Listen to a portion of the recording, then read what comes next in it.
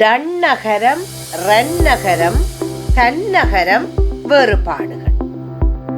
ந இதன் பெயர் டன்னகரம். ந இதன் பெயர் ரன்னகரம். ந இதன் பெயர் தன்னகரம் என்பதே சரி. இதை எப்படி நினைவில் வைத்துக் கொள்ள வேண்டும் என பார்க்கலாம். 2 டன்னகரம், 3 ரன்னகரம், வந்தது தன்னகரம். இந்த வாய்ப்பாட்டை நினைவில் வைத்துக் கொண்டால் போதுமானது. சந்தேகம் எழும்போது சொல்லி பார்த்து பிழையின்றி குறிப்பிடலாம். எடுத்துக்காட்டாக மண்டபம், நண்டு, திண்டாட்டம், கண்டு, வண்டி, உண்டியல், கொண்டாள் என எங்கெல்லாம் இந்த 3 சுழி நகர ஒற்றெழுத்து வருகிறதோ அதை அடுத்து வரும் உயிர்மை எழுத்து இட் வர்க்க எழுத்தாகத்தான் இருக்கும். இதனால் இதற்கு பெயர் டன்னகரம் என்று பெயர்.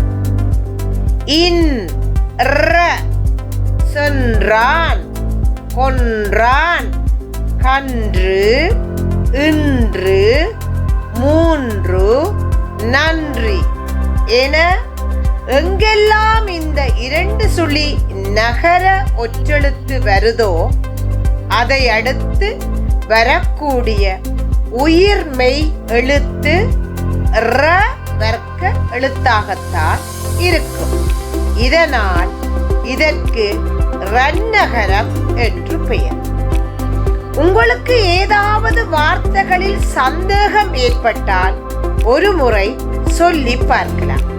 எடுத்துக்காட்டாக தண்டமா, தெண்டமா என்று வார்த்தைகளில் ஏதாவது சந்தேகம் வந்தால் உடனடியாக அருகில் ட உள்ளதா என சரிபார்த்து கொள்ளுங்கள்.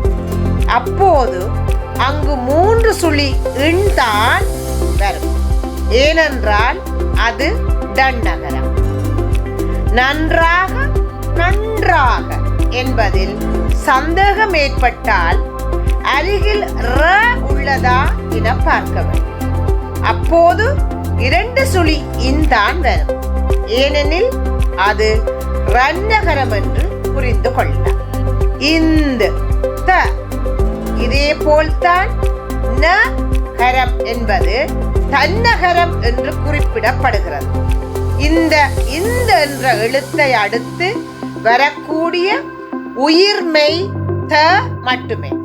எடுத்துக்காட்டாக காந்தி, பந்தி, சாந்து, நந்தி, சந்திரன், வெந்தயம், வந்து போன்ற வார்த்தைகள். இந்த ந, ந மற்றும் ந விளக்கம் எல்லோருக்கும் பிழையின்றி எழுதி படிக்க பயனுள்ளதாக இருக்கும் என்று நம்புகின்றோம். எம் அன்னை தமிழை ஐயம் திரிபற கற்போம். நன்றி, வணக்கம்.